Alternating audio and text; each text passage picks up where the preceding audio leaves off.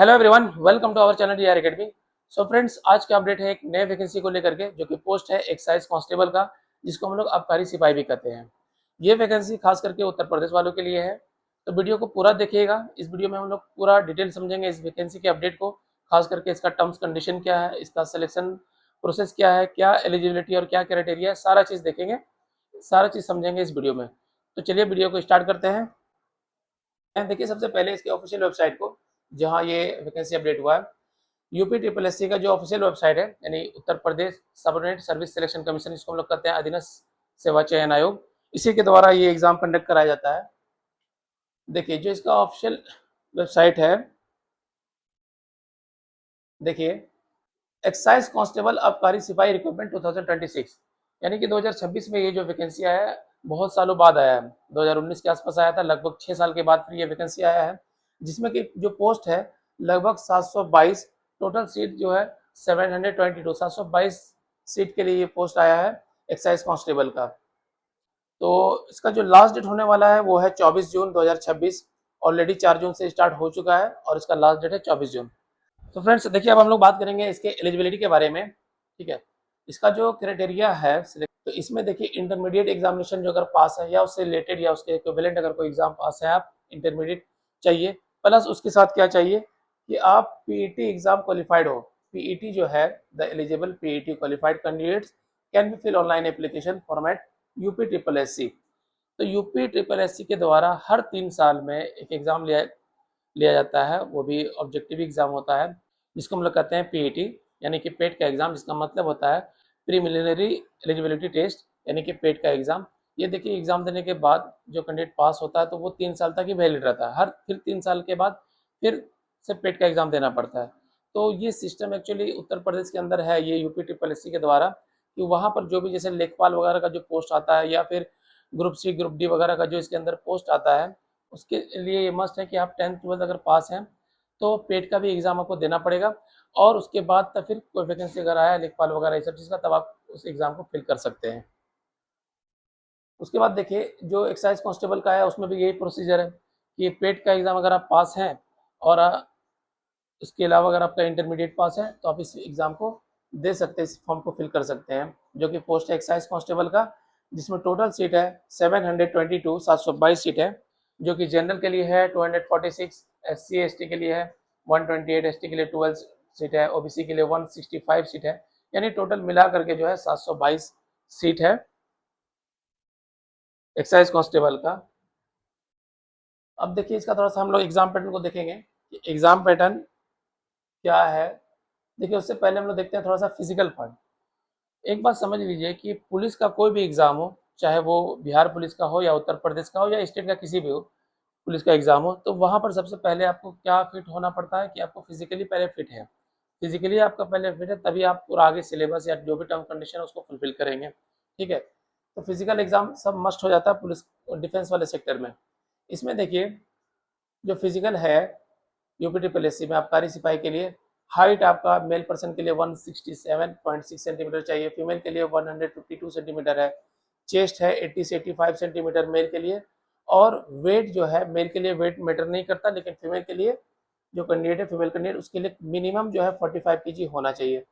और इसके जो सबसे इंपॉर्टेंट पार्ट है वो है रनिंग, कि जब आपका एग्जाम पास हो जाता है तो उसके बाद एक फिजिकल एग्जाम होगा, जिसमें जो रनिंग है इसका वो है 4.8 किलोमीटर इन 25 मिनट्स, और फीमेल के लिए है 2.4 kilometre in 14 minutes.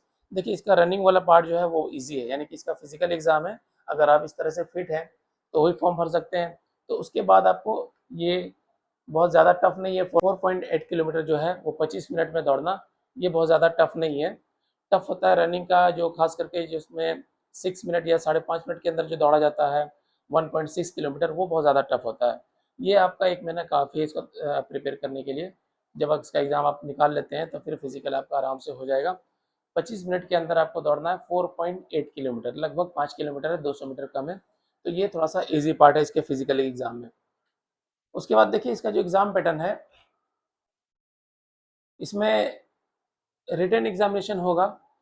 There will be one question paper, the written examination which will contain 100 questions, and the total time duration will be 2 hours।